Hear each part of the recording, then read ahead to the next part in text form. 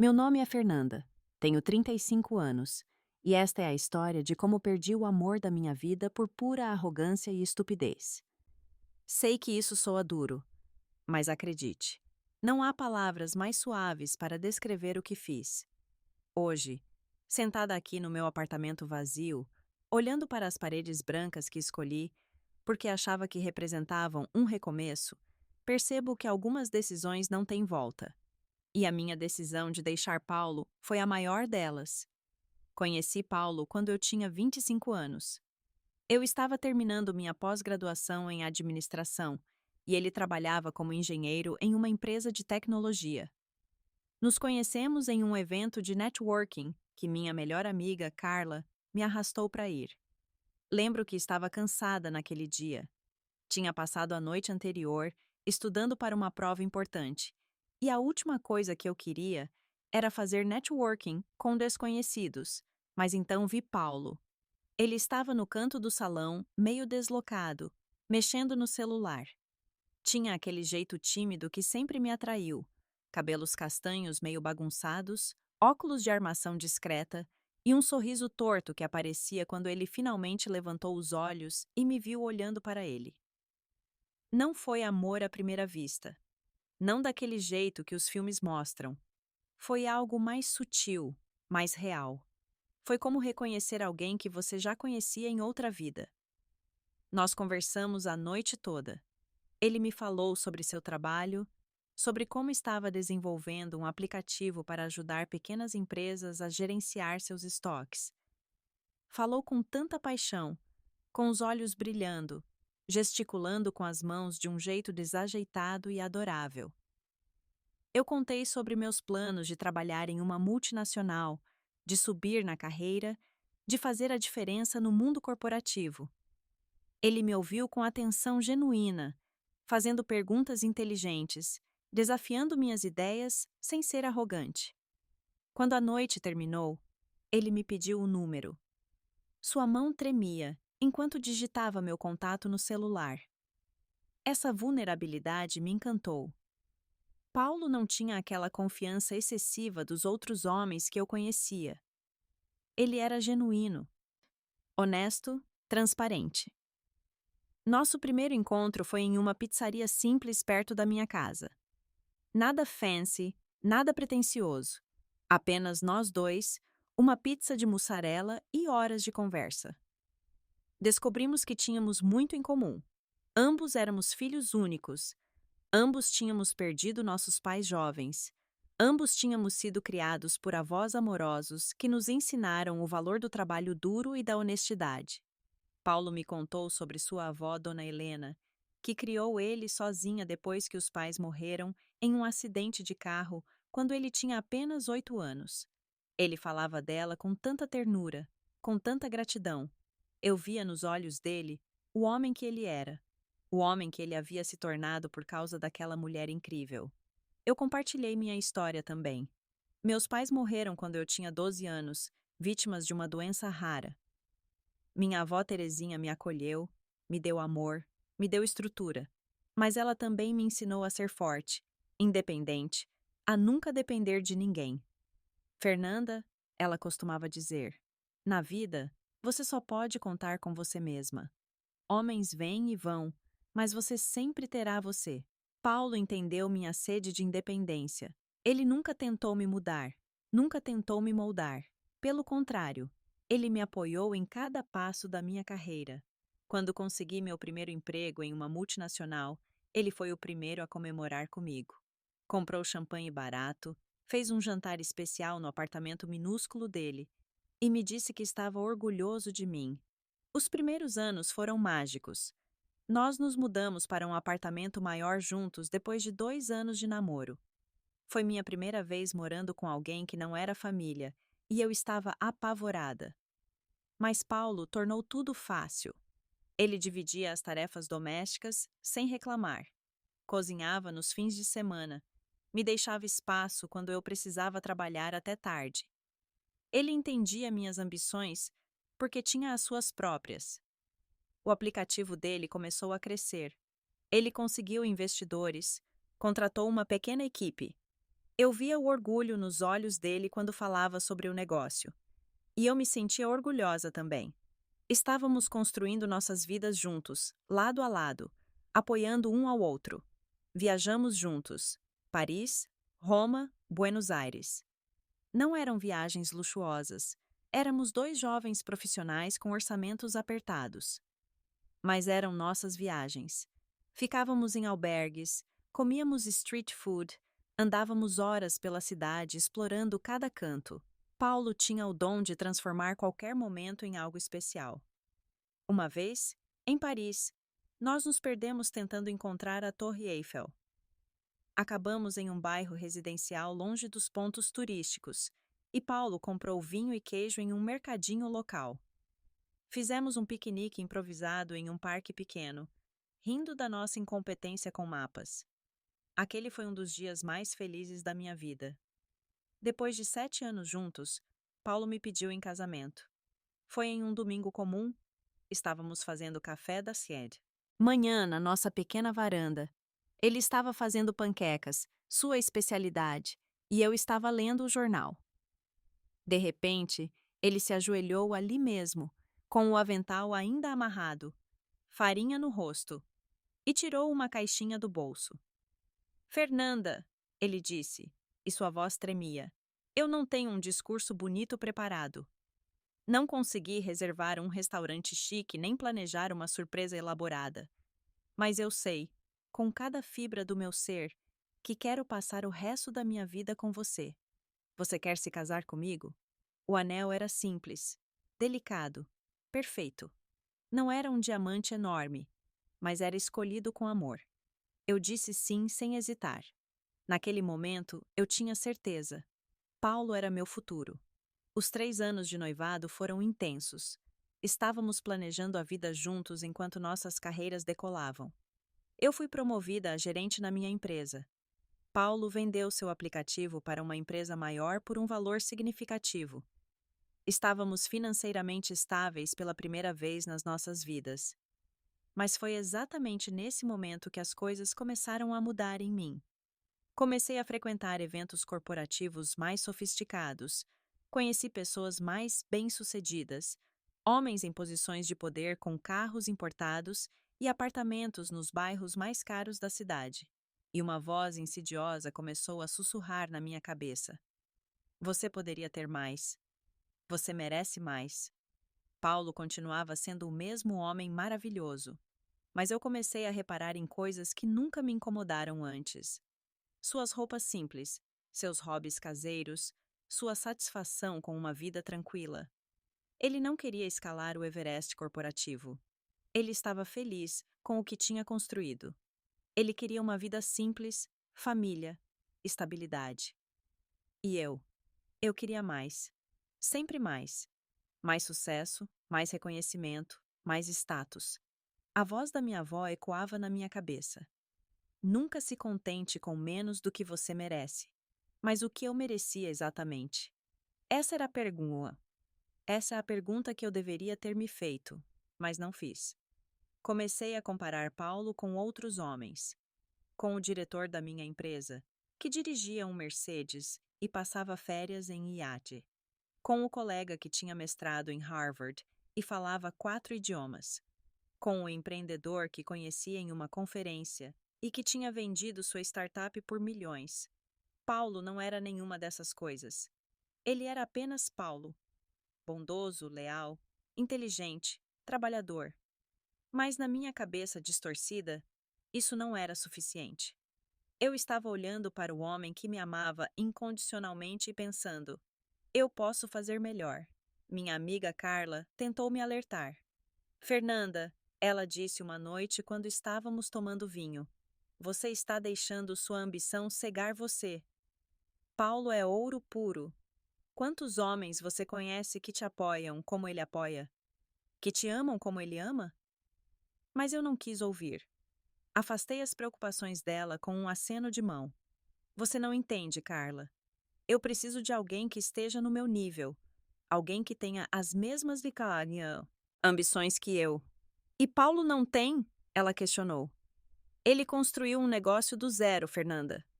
Ele tem sucesso. A diferença é que ele não precisa ostentar para provar seu valor.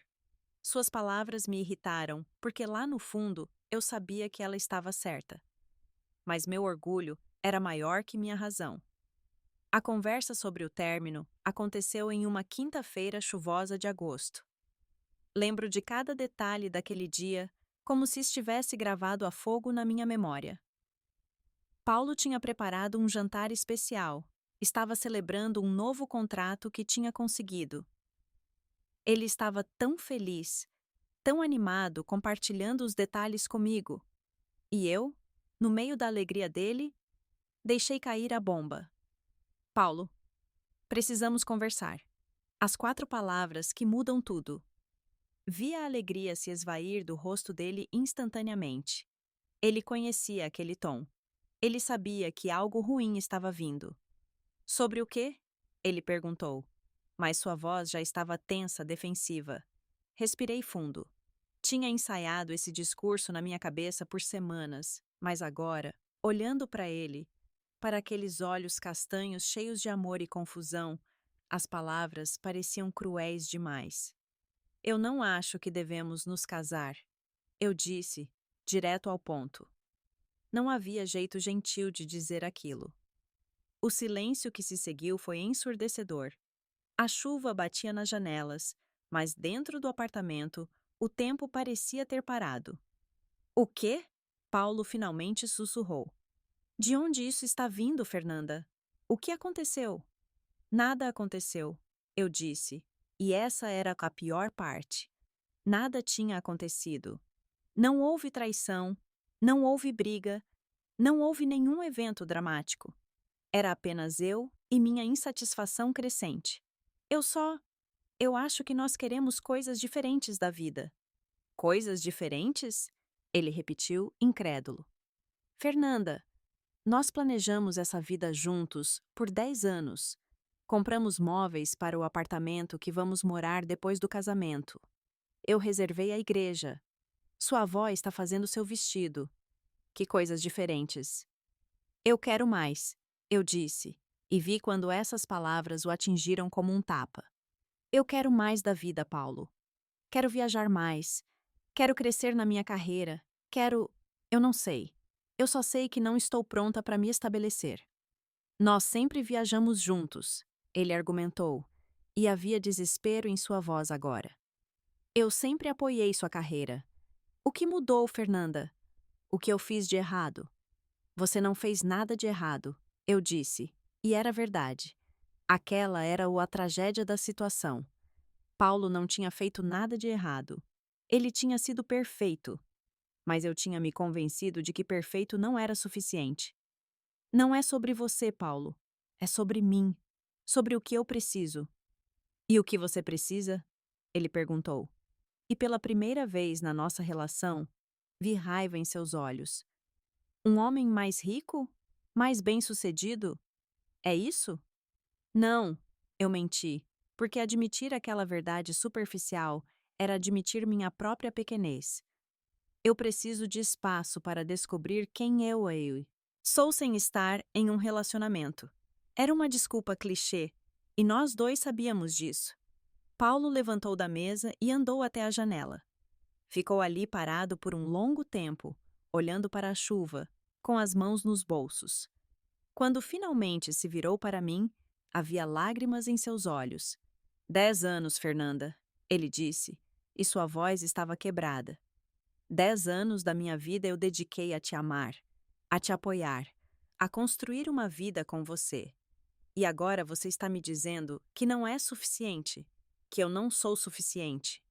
Não é sobre ser suficiente, eu insisti, mas minhas próprias palavras soavam vazias mesmo para mim. Então, sobre o que é? Ele gritou, e Paulo nunca gritava. Me explica, Fernanda. Me dá uma razão real, porque eu preciso de espaço. Não explica por que você está jogando fora uma década de história, uma década de amor. Mas eu não tinha uma razão real. Não tinha nada concreto para oferecer, além da minha insatisfação inexplicável e minha ambição mal direcionada. Eu sinto muito. Foi tudo o que consegui dizer. Eu realmente sinto muito, Paulo. Ele passou as mãos pelo rosto, limpando as lágrimas. Você sente muito, ele repetiu, amargo. Você está destruindo tudo que construímos. E você sente muito. Eu sei que é difícil de entender. Eu comecei, mas ele me cortou. Não, Fernanda. Não é difícil de entender. É impossível de entender. Porque não faz sentido nenhum. A não ser que.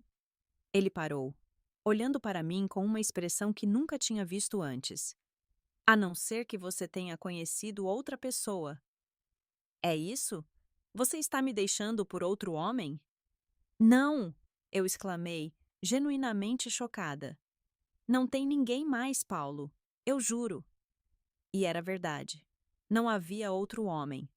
Havia apenas minha ambição distorcida e minha convicção arrogante de que merecia melhor.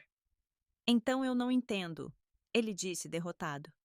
Eu não entendo como você pode jogar fora tudo isso, como você pode olhar para mim, para tudo que passamos juntos, e decidir que não vale a pena. Eu preciso fazer isso por mim, eu disse, agarrando-me a essa desculpa como se fosse uma boia salva-vidas. Preciso descobrir quem eu sou sozinha. Paulo me olhou por um longo momento e vi quando algo mudou em seus olhos. A esperança morreu ali. Ele finalmente entendeu que eu tinha tomado minha decisão e não havia nada que ele pudesse dizer para me fazer mudar de ideia. Tudo bem, ele disse, sua voz agora distante, controlada. Se é isso que você quer, então tudo bem. Eu não vou implorar, Fernanda. Eu não vou te pedir para ficar se você não quer ficar. Havia uma dignidade em suas palavras que me fez sentir ainda pior. Parte de mim queria que ele implorasse, que ele lutasse por mim. Teria sido mais fácil me convencer de que estava fazendo a coisa certa se ele tivesse sido dramático ou cruel. Mas Paulo foi Paulo até o fim. Digno, respeitoso, amoroso mesmo na dor. Eu vou dormir no quarto de hóspedes hoje, ele disse. Amanhã começamos a dividir as coisas. E foi isso. 10 anos resumidos a dividir as coisas. Aquela noite foi a mais longa da minha vida. Fiquei deitada na nossa cama, na cama onde tínhamos dormido abraçados por anos, e não consegui fechar os olhos. Podia ouvir Paulo no quarto ao lado, também acordado. Algumas vezes achei que ouvi ele chorando, mas não tive coragem de ir verificar. Na manhã seguinte, nós sentamos como dois estranhos e começamos o processo doloroso de desmantelar uma vida compartilhada.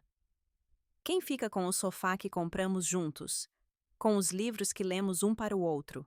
Com as fotos de Paris, de Roma, de todos os lugares onde fomos felizes juntos? Paulo foi generoso demais, como sempre. Fica com o que você quiser, ele disse. Eu não me importo com coisas. Minha irmã Juliana veio me ajudar com a mudança. Ela não aprovou minha decisão, deixou isso bem claro. Você está cometendo o maior erro da sua vida, ela disse enquanto empacotávamos minhas roupas. Paulo é um homem incrível, Fernanda. Você não vai encontrar outro como ele. Você não entende, Ju, eu respondi, irritada. Eu preciso fazer isso. Não, você não precisa, ela rebateu. Você quer fazer isso. É diferente. E você vai se arrepender. Obrigada pelo apoio, eu disse, sarcástica. Eu sempre vou te apoiar, Juliana suspirou. Mas apoiar não significa concordar. E eu não concordo com isso. Você está deixando um homem maravilhoso por quê? Porque você acha que merece algo melhor? Melhor que um homem que te ama, que te respeita, que te apoia? Melhor em que sentido, Fernanda? Eu não tinha resposta para isso. Então fiquei em silêncio e continuei empacotando. A despedida final foi no sábado. Eu tinha alugado um apartamento pequeno do outro lado da cidade. Paulo ajudou a carregar minhas caixas no carro de mudança. Ele insistiu, apesar de tudo. Cuida-se, Fernanda.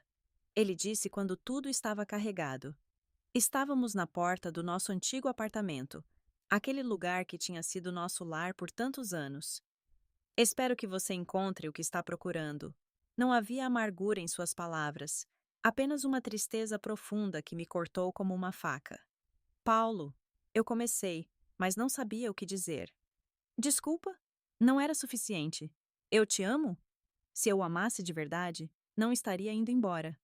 Ele poupou-me do constrangimento. Não, está tudo bem. Você não precisa dizer nada. Ele me deu um abraço final, longo e apertado. Pude sentir ele tremendo. Ou talvez fosse eu tremendo. Eu sempre vou te amar, Fernanda. Sempre. Mas eu também preciso seguir em frente. Então, adeus. Adeus. Não até logo. Não nos vemos. Adeus. Uma palavra tão final, tão absoluta. Entrei no carro e dirigi até meu novo apartamento. E pela primeira vez desde que tomei a decisão de terminar, senti uma pontada de dúvida. Mas esmaguei esse sentimento rapidamente. Eu estava fazendo a coisa certa. Eu merecia mais. Eu merecia melhor. Ou pelo menos era isso que eu continuava repetindo para mim mesma. Nos primeiros meses após o término, mantive-me ocupada. Mergulhei no trabalho com uma intensidade quase maníaca. Aceitava todos os projetos, ficava até tarde todos os dias, trabalhava fins de semana. Meus chefes estavam impressionados. Meus colegas me chamavam de workaholic, mas a verdade é que eu estava fugindo. Fugindo do silêncio do meu novo apartamento, fugindo das memórias, fugindo da crescente sensação de que tinha cometido um erro terrível. Carla tentava me tirar para sair. Você precisa se divertir, Fernanda. Ela insistia. Você terminou um relacionamento longo. É hora de viver um pouco, conhecer pessoas novas. Então comecei a sair para festas, bares, eventos. Conheci homens, muitos homens, advogados bem-sucedidos, médicos, empresários. Todos no papel pareciam melhores que Paulo, mais ricos, mais cultos, mais sofisticados, mas nenhum deles era Paulo. Os próximos 4 anos foram uma montanha-russa de relacionamentos vazios e realizações profissionais. Externamente, eu estava no auge. Fui promovida 2 vezes, ganhava 3 vezes mais do que quando estava com Paulo, morava em um apartamento bonito em um bairro nobre, dirigia um carro importado. Era tudo o que eu achava que queria. Mas internamente eu estava vazia. Conheci Roberto 3 meses depois de terminar com Paulo. Ele era diretor financeiro de uma empresa multinacional. Tinha 42 anos, dirigia um BMW, morava em uma cobertura. No papel, ele era perfeito. Exatamente o tipo de homem bem-sucedido que eu achava que merecia. Nosso primeiro encontro foi em um restaurante caro, daqueles que você precisa reservar com meses de antecedência. Roberto chegou 20 minutos atrasado, falando alto no celular sobre algum negócio importante. Ele mal pediu desculpas pelo atraso. Simplesmente sentou e continuou a conversa por mais 5 minutos enquanto eu esperava, desconfortável. Quando finalmente desligou, ele passou o jantar inteiro falando sobre si mesmo. Suas realizações, seu carro, seu apartamento, sua viagem recente para Dubai. Ele não fez uma única pergunta sobre mim. E quando a Eno fez, ficou claro que não estava realmente interessado na resposta. Estava apenas esperando sua vez de falar novamente, mas eu me forcei a gostar dele. Afinal, ele era bem-sucedido. Ele era exatamente o que eu disse que queria. Então saímos algumas vezes. Ele me levava-se a lugares caros, me dava presentes de marca, me apresentava aos amigos dele como um troféu. Esta é a Fernanda. Ela é gerente na XYZ Corporation. Ele dizia, como se meu valor estivesse no meu cargo profissional. Ficamos juntos por 3 meses. 3 meses miseráveis, onde eu constantemente me comparava ao relacionamento que tinha com Paulo. Roberto nunca perguntava como foi meu dia. Nunca cozinhava para mim. Nunca me abraçava quando eu estava triste. Sexo com ele era mecânico, sem conexão emocional. Uma noite, quando eu mencionei casualmente que estava cansada porque tinha trabalhado até tarde, ele disse: Bem, Ninguém te obrigou a ficar. Gestão de tempo é uma habilidade importante, Fernanda. Foi naquele momento que percebi. Roberto não me amava. Ele nem sequer gostava de mim. Eu era apenas uma namorada apresentável. Alguém para levar aos eventos corporativos. Alguém que ficava bem em fotos para o Instagram dele. Terminei com Roberto naquela mesma noite. Ele mal pareceu se importar. Tudo bem, ele disse com um dar de ombros. Foi divertido enquanto durou. Divertido. Ele resumiu nosso relacionamento em uma palavra: divertido. Depois de Roberto veio André. André era médico, cirurgião plástico, charmoso, bonito, bem apessoado. Ele parecia melhor que Roberto, pelo menos no começo. André era mais atencioso, mais carinhoso. Mas logo ficou claro que ele tinha suas próprias inseguranças. Ele era obcecado com aparências. Começou a fazer comentários sutis sobre meu peso, sobre minhas roupas, sobre meu cabelo. Você ficaria linda com um pouco de botox, ele sugeriu uma vez. É só para prevenir rugas futuras. Eu tinha 31 anos. Não tinha rugas, mas comecei a me olhar no espelho com olhos críticos, procurando defeitos, imperfeições. André estava me fazendo questionar minha aparência de uma forma que nunca tinha feito antes. Paulo sempre me disse que eu era bonita. E eu acreditava porque via nos olhos dele que ele realmente achava isso. André me fazia sentir inadequada. Nunca era boa o suficiente, bonita o suficiente, elegante o suficiente. Terminamos depois de 6 meses quando descobri que ele estava saindo com outras mulheres também. Nós nunca dissemos que éramos exclusivos, ele argumentou quando o confrontei. Tecnicamente, ele estava certo. Nós nunca tivemos a conversa, mas eu tinha assumido, estupidamente, que depois de 6 meses juntos, havia alguma exclusividade implícita. Você está certa, eu disse, cansada demais para brigar. Nós não somos nada. Depois de André, houve Marcelo, Diego, Fernando, Lucas. Uma sucessão de homens que pareciam bons no papel, mas eram vazios na prática. Cada relacionamento seguia o mesmo padrão: empolgação inicial, decepção gradual, término inevitável. Marcelo era empresário, dono de 3 restaurantes. Parecia perfeito até eu descobrir que ele era viciado em jogos de azar. Gastava fortunas em cassinos online, escondia dívidas enormes. Quando terminei com ele, ele me pediu dinheiro emprestado. Só 5.000, ele implorou. Vou pagar na semana que vem. Claro que recusei. Diego era professor universitário. Inteligente, culto, interessante, mas também era completamente indeciso. Não conseguia tomar nenhuma decisão, desde onde jantar até se queria continuar o relacionamento. Depois de 4 meses de "vamos ver como as coisas vão", eu desisti. Fernando parecia promissor. Arquiteto talentoso, sensível, artístico. Mas ele ainda estava apaixonado pela ex-esposa. Cada conversa, inevitavelmente voltava. Para ela. Carla costumava fazer isso.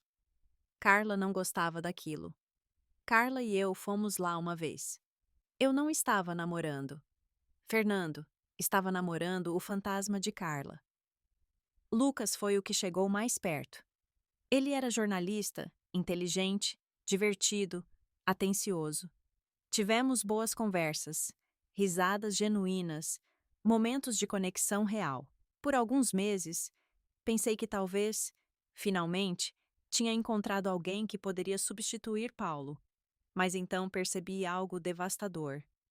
Eu não estava me apaixonando por Lucas. Estava apenas feliz por encontrar alguém que me fazia lembrar de Paulo. Lucas era gentil como Paulo, atencioso como Paulo. Fazia perguntas sobre meu dia como Paulo costumava fazer.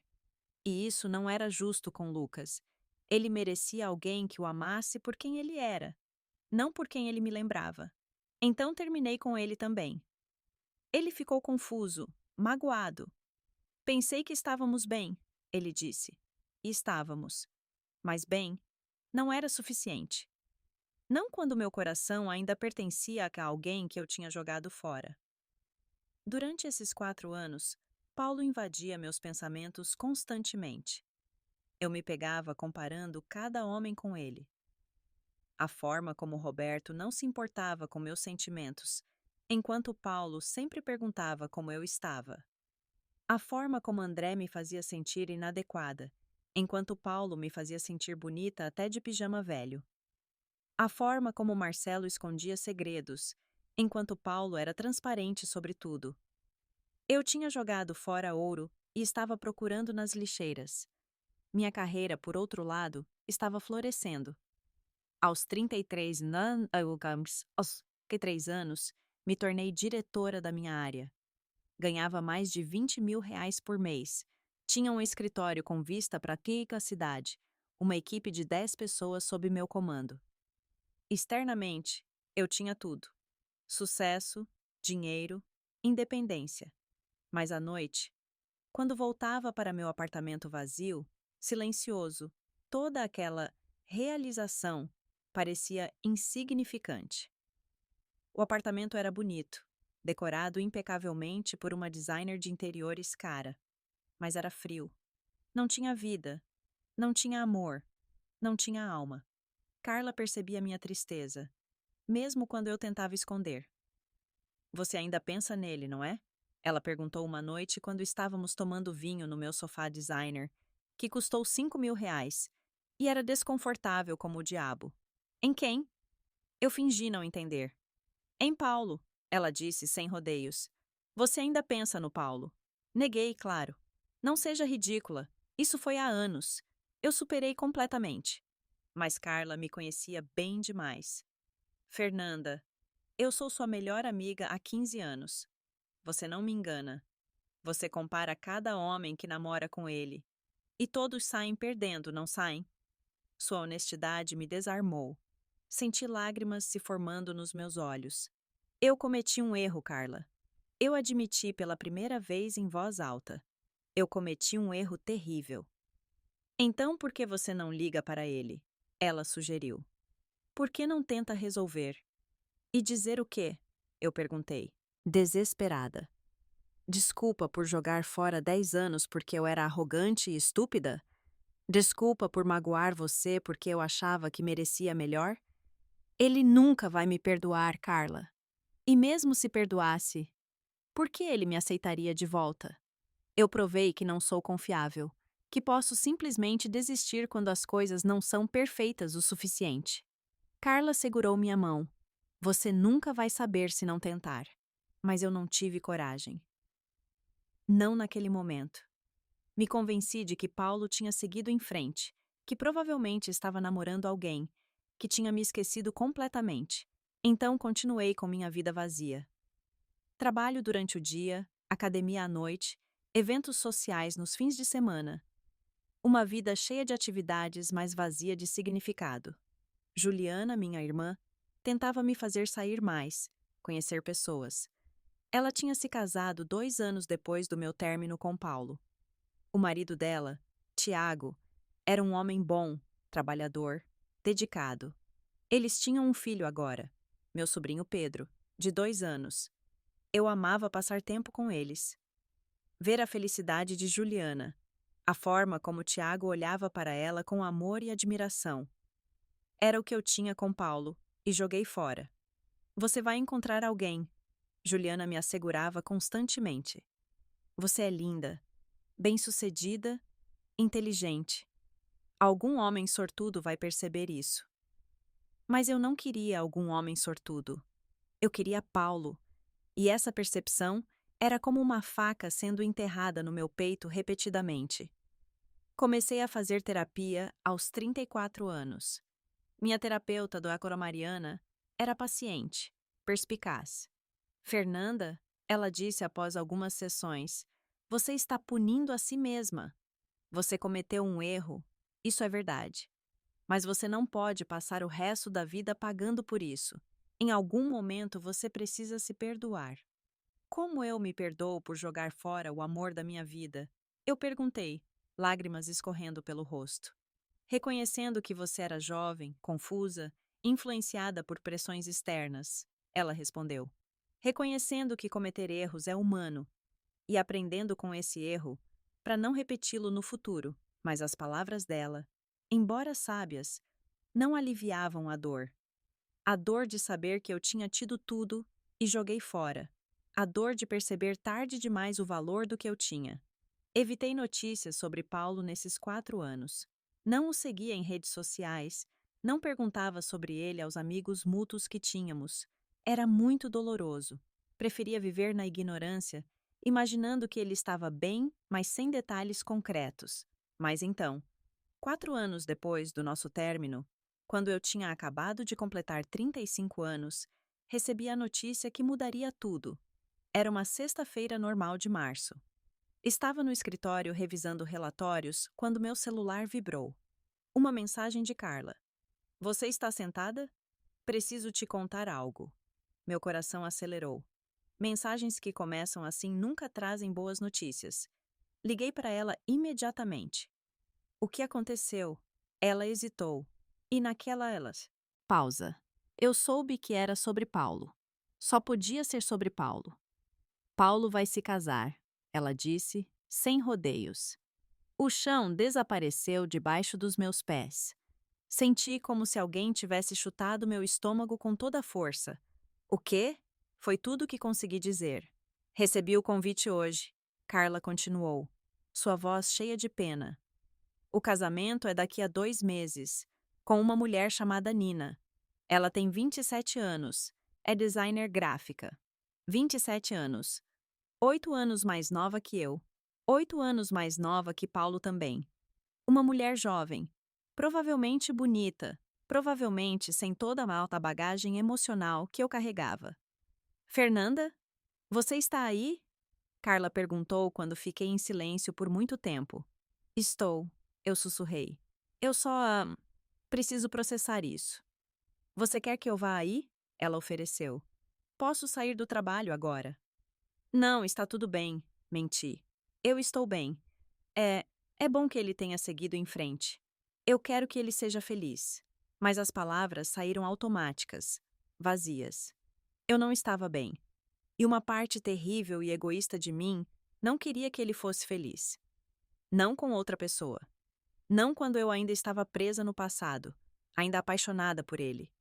Desliguei o telefone e fiquei sentada no meu escritório por horas. Nem percebi quando escureceu lá fora. Minha assistente, Laura, bateu na porta às 8 da noite. Senhora Fernanda? Está tudo bem. A senhora está aqui desde cedo.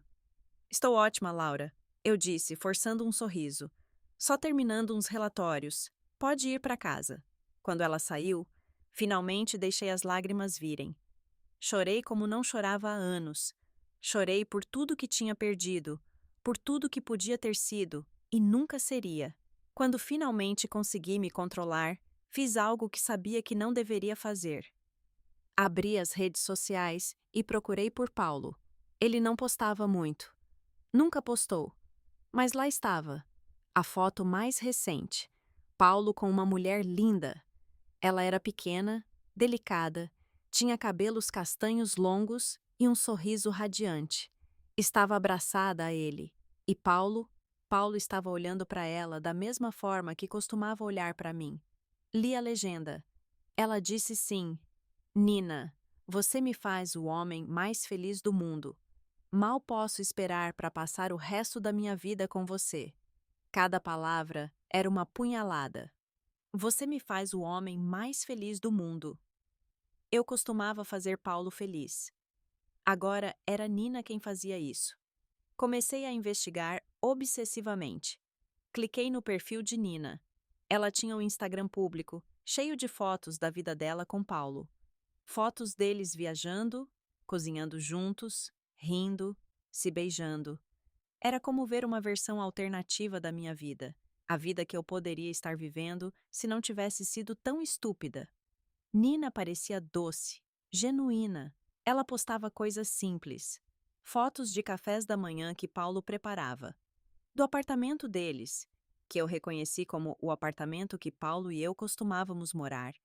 de momentos cotidianos cheios de amor. Ela não era sofisticada como eu.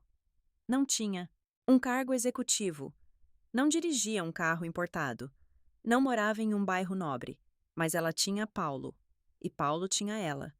E eles pareciam genuinamente felizes de uma forma que eu não era há anos.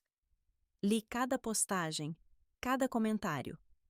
A mãe de Nina comentava regularmente, chamando Paulo de meu genro querido. Os amigos deles deixavam mensagens de apoio e alegria. Era óbvio que todos aprovavam o relacionamento, que todos estavam felizes por eles. Encontrei fotos do pedido de casamento. Paulo tinha planejado algo elaborado, diferente da proposta simples que fez para mim. Ele a levou para uma trilha até um mirante lindo ao pôr do sol. Havia flores, velas, fotógrafo escondido para capturar o momento. Nina estava chorando nas fotos, claramente emocionada e feliz. Paulo tinha se esforçado. Ele tinha planejado, tinha feito algo especial. E isso me fez questionar: por que ele não fez isso comigo? Por que minha proposta foi casual, espontânea? Mas então percebi a verdade amarga. Ele não precisava impressionar a mim. Ele me conhecia há anos. Eu já era dele. Ele já era meu. Conosco, não precisava de grandes gestos porque nosso amor era sólido, estabelecido, seguro. Com Nina, ele estava começando algo novo. Ele queria impressioná-la, mostrar o quanto ela significava para ele. E por que não? Nina era jovem, bonita, claramente apaixonada por ele.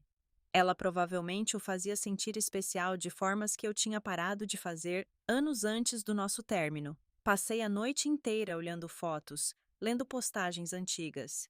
Vi o relacionamento deles se desenvolver ao longo de 2 anos. 2 anos. Paulo tinha conhecido Nina 2 anos depois do nosso término. 2 anos para superar uma década comigo e encontrar alguém nova para amar. E eu? Eu tinha passado 4 anos tropeçando de relacionamento em relacionamento, incapaz de esquecer o homem que eu mesma tinha dispensado. Nos dias seguintes, fiquei obcecada. Checava o Instagram de Nina constantemente. Via as histórias deles, as pequenas atualizações sobre os preparativos do casamento. Nina postava fotos de vestidos que estava experimentando, do local onde seria a cerimônia, dos convites que tinham mandado fazer. Era tortura, mas eu não conseguia parar. Era como uma ferida que eu insistia em cutucar, certificando-me de que ainda doía. Carla percebeu minha obsessão. Fernanda, você precisa parar de olhar as redes sociais deles. Ela me alertou. Isso não está fazendo bem para você. Eu sei, eu admiti. Mas eu não consigo parar. Eu preciso saber. Eu preciso ver. Ver o quê? Carla perguntou. Ver o quanto você perdeu? Ver Paulo feliz com outra pessoa? Como isso te ajuda? Não ajuda, eu disse miseramente. Mas eu mereço isso. Eu mereço sentir essa dor. Ninguém merece sofrer assim, Juliana disse quando contei para ela. Fernanda, você precisa parar de se punir. Sim, você cometeu um erro, mas você não pode ficar presa nisso para sempre. Mas eu não conseguia deixar para lá. À medida que o casamento se aproximava, minha ansiedade crescia. Eu imaginava cada detalhe. Imaginava Nina no altar, linda em um vestido branco. Imaginava Paulo esperando por ela, os olhos cheios de amor. Imaginava eles trocando votos, prometendo amor eterno um ao outro. E eu imaginava a mim mesma ausente dessa história, completamente apagada da vida de Paulo, substituída por alguém mais jovem, mais alegre, mais merecedora do amor dele. Uma semana antes do casamento, fiz algo verdadeiramente patético. Dirigi até o local onde seria a cerimônia. Era um lugar lindo, um espaço de eventos em meio à natureza, jardins bem cuidados, um gazebo branco onde presumivelmente aconteceriam os votos, árvores antigas proporcionando sombra. Fiquei sentada no meu carro do outro lado da rua, olhando para aquele lugar, imaginando como seria no dia, as decorações, os convidados, Paulo e Nina. Uma funcionária do local me viu e veio até o carro. Posso ajudá-la? Ela perguntou, educada, mas claramente desconfiada de por que eu estava ali parada. Não, desculpe, eu disse rapidamente. Eu estava só. Eu conheço o casal que vai se casar aqui. Estava curiosa para ver o lugar. Era uma mentira patética. Mas a funcionária sorriu. Oh, Paulo e Nina, que casal adorável. Eles estavam aqui ontem revisando os detalhes finais. Tão apaixonados. É raro ver um amor tão genuíno hoje em dia. Suas palavras eram como facas. Sim, eu consegui dizer. Eles são um casal e tanto. Dirigi de volta para casa com o coração aos pedaços. Eles tinham estado lá ontem, juntos, planejando o casamento deles, empolgados com o futuro deles juntos. No dia do casamento, fiquei em casa. Carla me ofereceu companhia, mas eu recusei. Queria estar sozinha com minha miséria. Passei o dia inteiro imaginando cada momento. De manhã, imaginei Nina se arrumando, cercada de amigas e família, todos animados e felizes. Ao meio-dia, imaginei os convidados chegando, o lugar se enchendo de pessoas queridas por eles. Às 4 da tarde, horário da cerimônia, me peguei olhando para o relógio a cada minuto. Imaginei Nina caminhando até o altar. Imaginei Paulo vendo ela pela primeira vez, seus olhos se enchendo de lágrimas de alegria. Imaginei eles trocando votos, selando seu amor com um beijo. E chorei. Chorei como nunca tinha chorado antes. Chorei pelo que perdi, pelo que poderia ter sido, pela vida que joguei fora por puro orgulho e estupidez.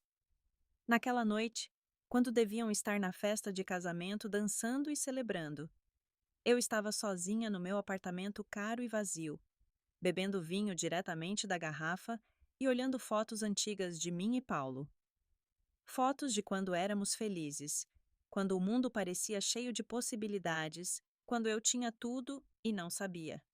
Eventualmente, as fotos do casamento começaram a aparecer nas redes sociais. Amigos mútuos postando, marcando Paulo e Nina. E eu, como a masoquista que me tornara, olhei cada uma. Nina estava deslumbrante.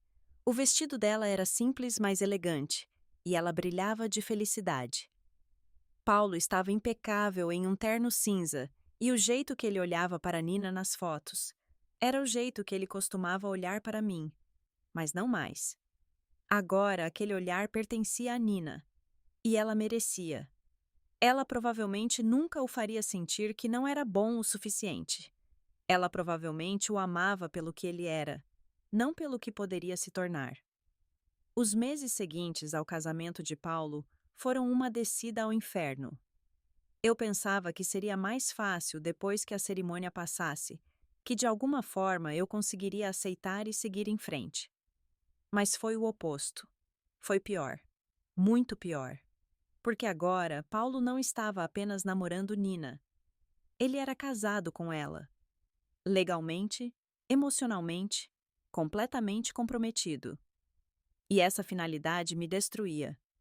Continuei perseguindo as redes sociais deles obsessivamente. Vi fotos da lua de mel deles em Cancún. Paulo e Nina na praia, rindo, se beijando, construindo castelos de areia como crianças. Paulo levando Nina nas costas pela água. Nina com os braços ao redor do pescoço dele, olhando para ele como se ele fosse a coisa mais preciosa do mundo. Vi fotos deles arrumando o apartamento depois que voltaram. Nina tinha decorado com plantas e quadros coloridos. Era alegre, acolhedor, cheio de vida. Nada como o apartamento minimalista e frio onde eu morava. Vi fotos de jantares com a família de Nina. Paulo sendo abraçado pela mãe dela, rindo com os irmãos dela. Ele tinha sido acolhido completamente pela família dela, da mesma forma que tinha sido pela minha família quando estávamos juntos. E cada foto, cada postagem feliz, cada demonstração de amor entre eles era uma lembrança dolorosa do que eu tinha jogado fora. Comecei a ter pesadelos. Sonhava com Paulo e Nina, vivendo a vida que deveria ser minha. Sonhava com eles tendo filhos, comprando uma casa, envelhecendo juntos, e eu sempre acordava em pânico, suando, com o coração acelerado. Meu desempenho no trabalho começou a sofrer. Eu, que sempre fui focada e dedicada, agora estava distraída, cometendo erros. Meu chefe me chamou para uma conversa. Fernanda, está tudo bem? Ele perguntou preocupado. Você tem sido uma das nossas melhores profissionais, mas ultimamente parece ausente. Está tudo bem, menti. Só estou passando por algumas coisas pessoais.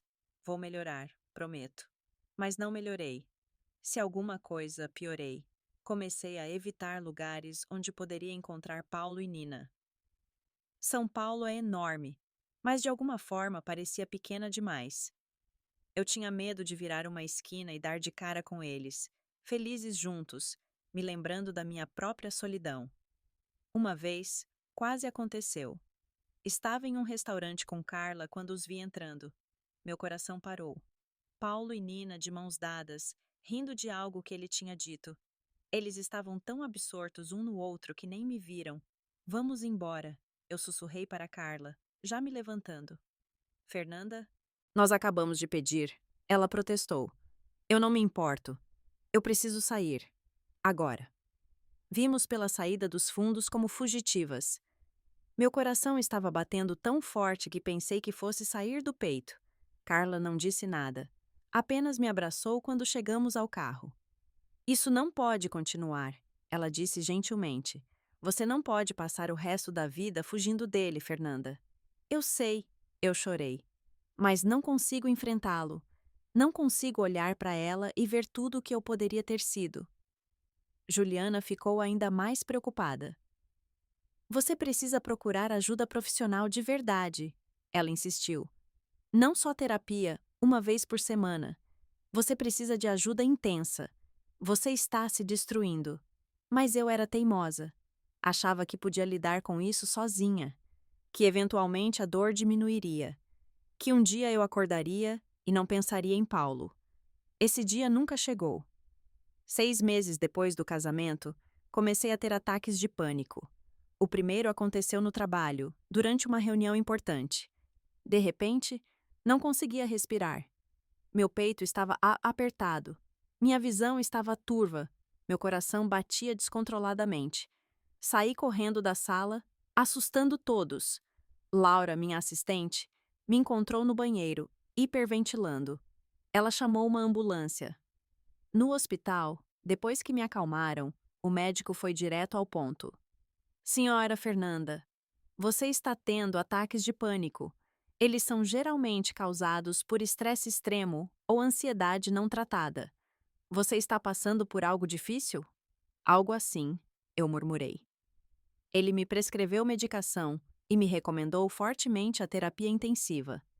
Isso não vai melhorar sozinho, ele alertou. Você precisa lidar com o que está causando essa ansiedade. Comecei a ir à terapia 2 vezes por semana. Doutora Mariana estava preocupada com minha deterioração. Fernanda, você está em um ciclo de autodestruição, ela disse na nossa primeira sessão após meu ataque de pânico. Você está se punindo por uma decisão que tomou há 4 anos. Mas você não pode mudar o passado. A única coisa que você pode controlar é como você lida com o presente.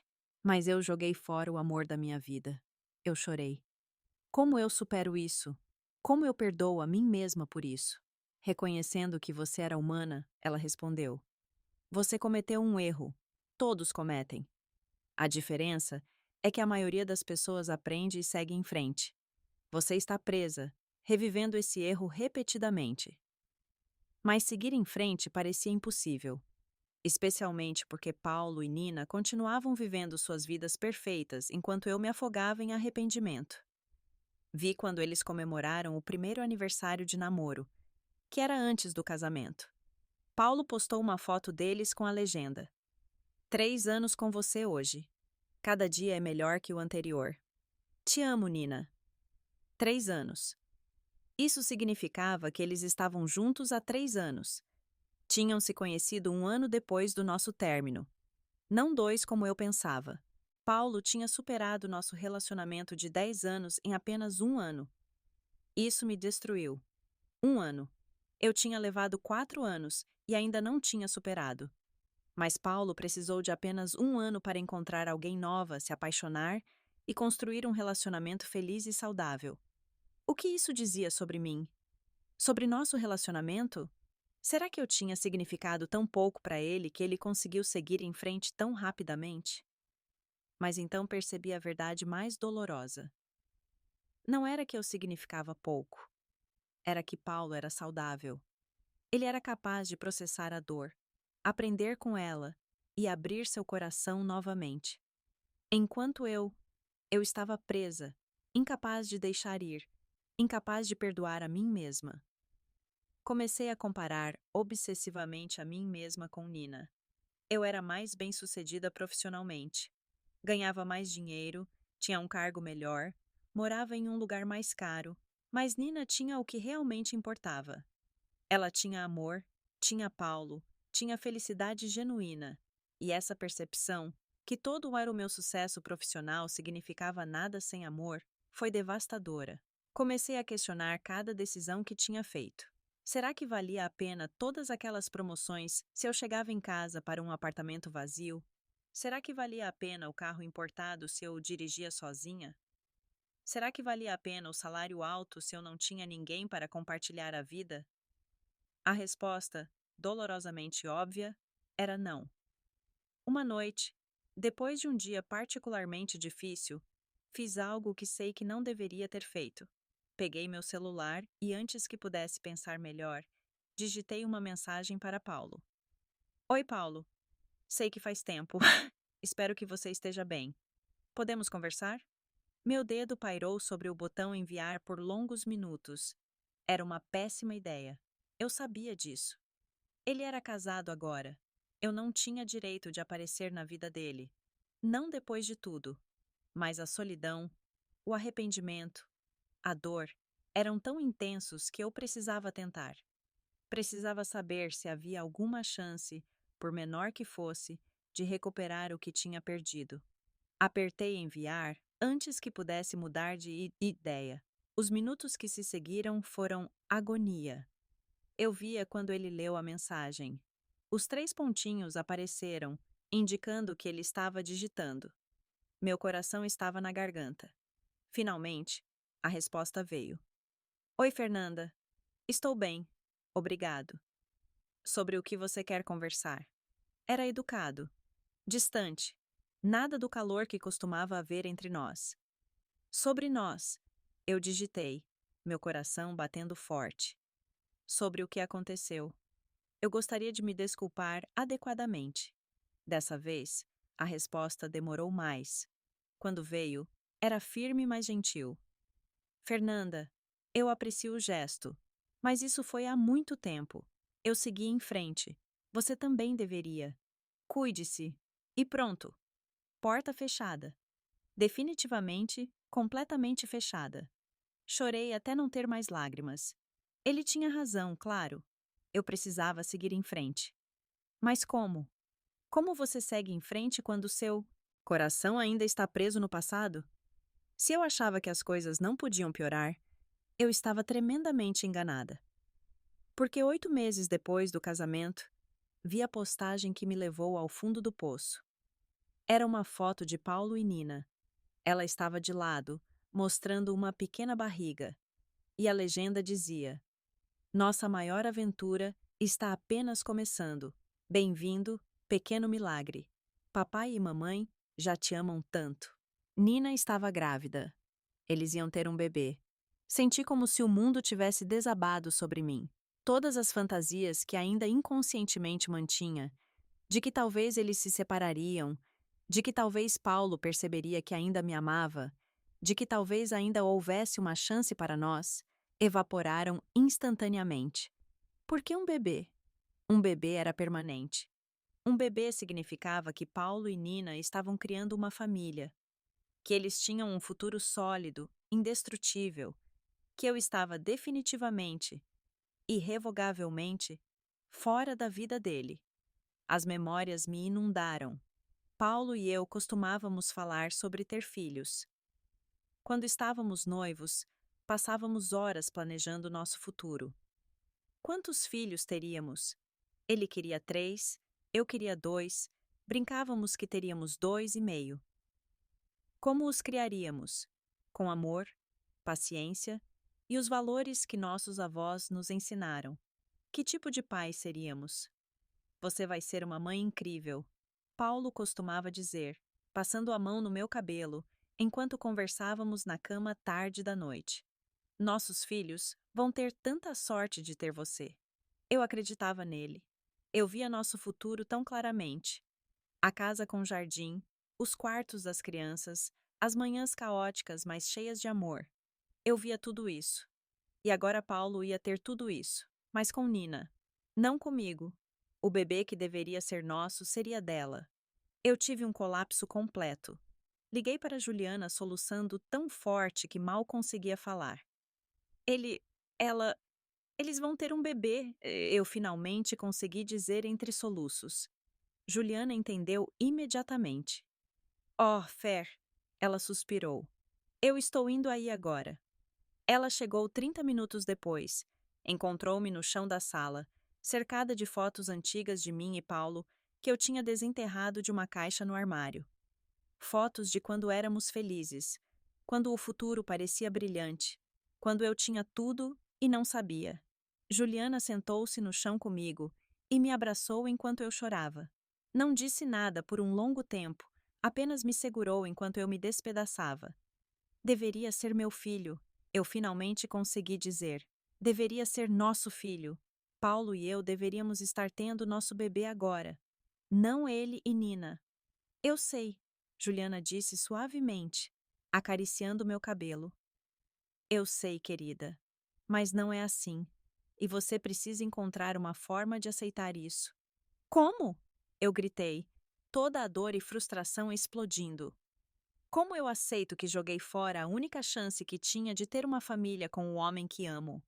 Como eu aceito que minhas próprias escolhas estúpidas me custaram tudo?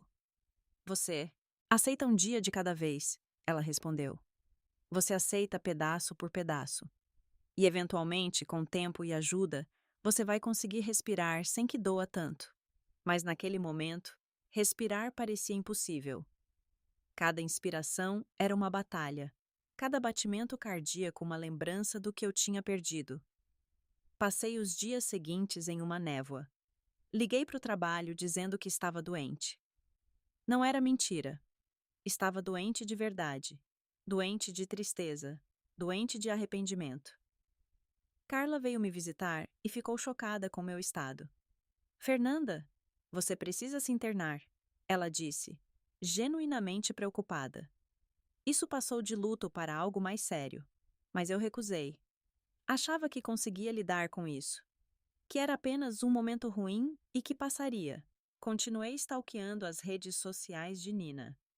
Vi as atualizações sobre a gravidez, as fotos da primeira ultrassom, o chá revelação onde descobriram que era um menino, a foto de Paulo beijando a barriga de Nina com a legenda: Não posso esperar para conhecer você, filho.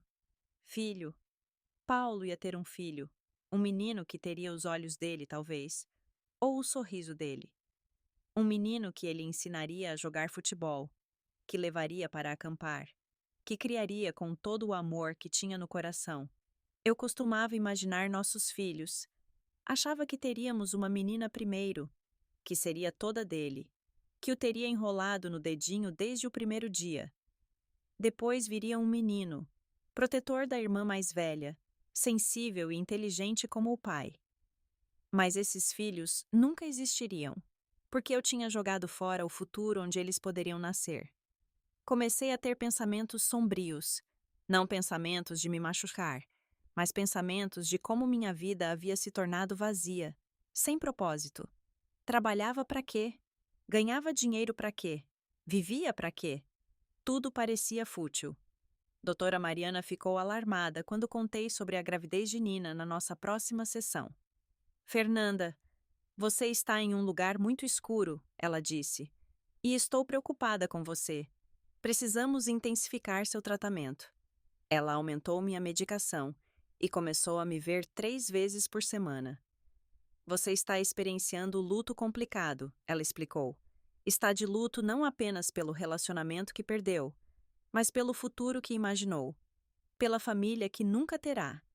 E isso é exacerbado pela culpa porque você sabe que essas são consequências de suas próprias escolhas. Suas palavras eram duras, mas verdadeiras. Era exatamente isso. Eu estava de luto por uma vida inteira que nunca aconteceria. E a culpa me comia viva. Como eu supero isso? Eu perguntei desesperada. Como eu aceito que destruí minha própria vida? Primeiro, você para de stalkear eles nas redes sociais. Ela disse firmemente. Você está se torturando desnecessariamente. Segundo, você começa a focar na sua própria vida, no seu próprio futuro, em vez de ficar presa no passado ou no futuro alternativo que nunca vai existir. Eu sabia que ela tinha razão. Mas saber e fazer eram duas coisas completamente diferentes. Tentei parar de olhar as redes sociais deles. Durei 3 dias. Depois estava de volta, checando compulsivamente se havia alguma atualização. Vi quando Nina postou fotos do quarto do bebê que estavam decorando. Era azul claro com nuvens pintadas no teto. Havia um berço de madeira, uma poltrona para a amamentação, prateleiras cheias de livros infantis. Era perfeito, acolhedor, cheio de amor. Vi quando eles anunciaram o nome. Miguel. Nosso pequeno Miguel, Nina escreveu. Já te amamos mais do que palavras podem expressar. Miguel. Um nome bonito, forte. O filho de Paulo se chamaria Miguel. Comecei a ter sonhos sobre o bebê. Sonhava que era eu quem estava grávida, não Nina. Que era eu quem estava preparando o quarto, escolhendo o nome, sentindo o bebê se mexer dentro de mim. E então acordava, e a realidade me atingia como um caminhão, e a dor recomeçava. Minha performance no trabalho piorou ainda mais. Perdi um cliente importante porque esqueci de uma reunião crucial. Meu chefe me chamou novamente, dessa vez mais sério. Fernanda, eu entendo que você está passando por algo pessoal, ele disse. Mas isso está afetando o seu trabalho de forma significativa. Eu preciso que você decida se quer continuar aqui. Porque se quer, precisa melhorar.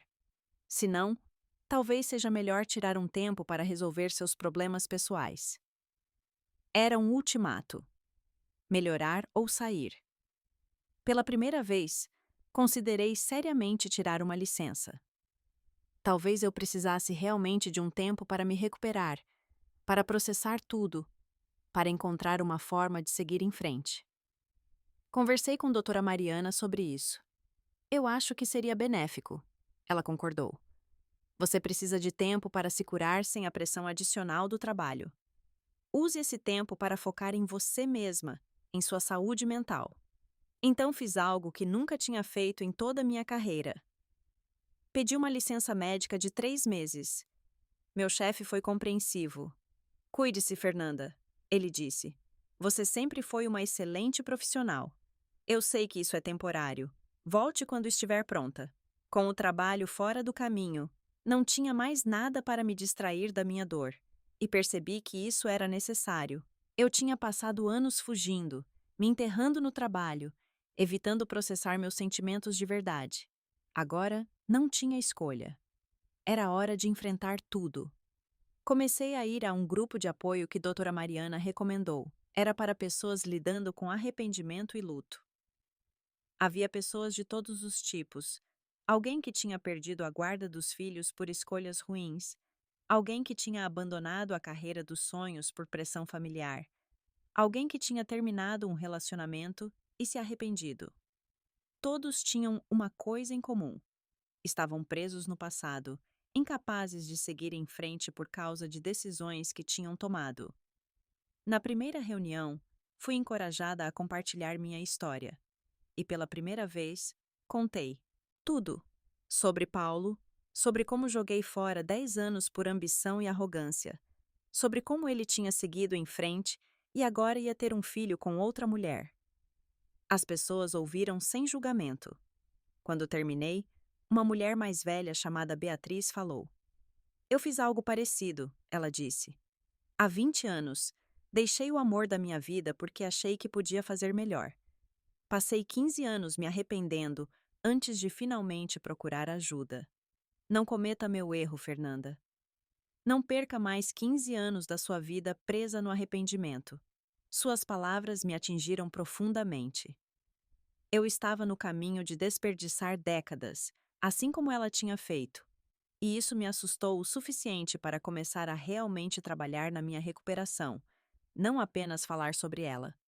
Enquanto isso, a gravidez de Nina avançava. Vi fotos da barriga crescendo, das roupinhas de bebê que estavam comprando, do chá de fraldas, onde amigos e família celebraram a chegada próxima de Miguel. Cada update era uma faca no coração. Mas doutora Mariana me ensinou técnicas para lidar com a dor. Respiração profunda, meditação, reframing cognitivo. Não tornava a dor menos intensa, mas me dava ferramentas para não me afogar completamente nela. Juliana continuou sendo meu rock. Ela vinha me visitar regularmente. Às vezes trazia Pedro, meu sobrinho. Brincar com ele era uma das poucas coisas que me trazia alegria genuína. Tia Fer, por que você está sempre triste? Ele perguntou uma vez com aquela honestidade brutal das crianças. Porque tia cometeu erros, querido. Eu respondi. E está aprendendo a lidar com as consequências.